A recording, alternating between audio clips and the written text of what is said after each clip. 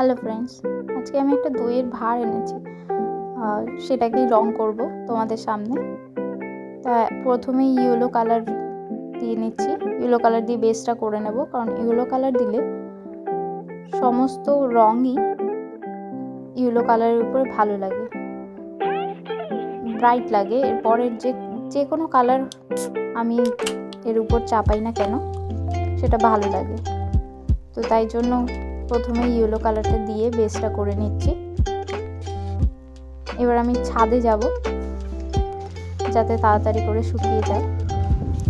এই যে আমি ছাদে যাচ্ছি।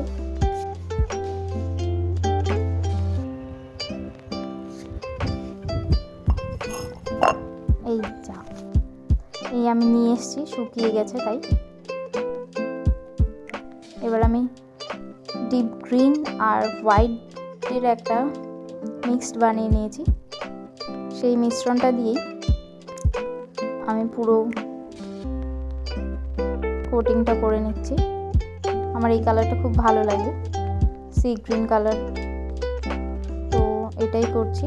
তোমাদের ইচ্ছে মতো তোমরা কালার চেঞ্জ করতে পারো।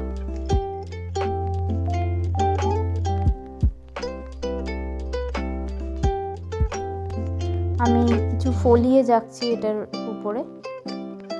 ফলিয়েজ মানে পাতা, বিভিন্ন ধরনের পাতা যেগুলো আমরা ঘরে লাগাই ডেকোরেশনের জন্য। তো সেই কিছু পাতা আমি করছি।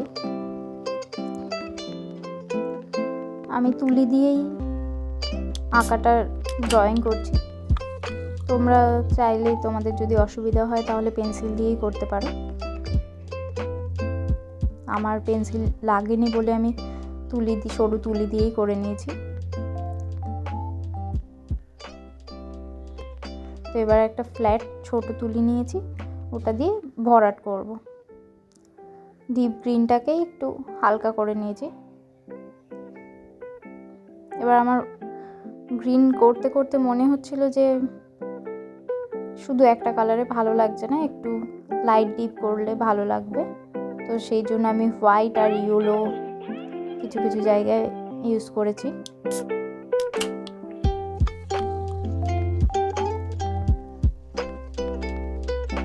এবার আমার মনে হচ্ছিল যে নিচে যখন করেছি উপরটা একটু ফাঁকা ফাঁকা লাগছে, তো সেই জন্য আমি একটু উপরেও করে নিয়েছি। উপরে কিছু ভলিয়েজ দিয়ে দিয়েছি ওখান থেকেই নিয়ে। তো দেখো আমার এটা রেডি হয়ে গেছে। পুরো ভিডিওটা আমি ভিডিও সামনে করিনি, কারণ অনেকটাই দেরি লাগছিল তাই। কেমন লাগছে জানিও। টাটা আজকের জন্য, বাই, থ্যাংক ইউ।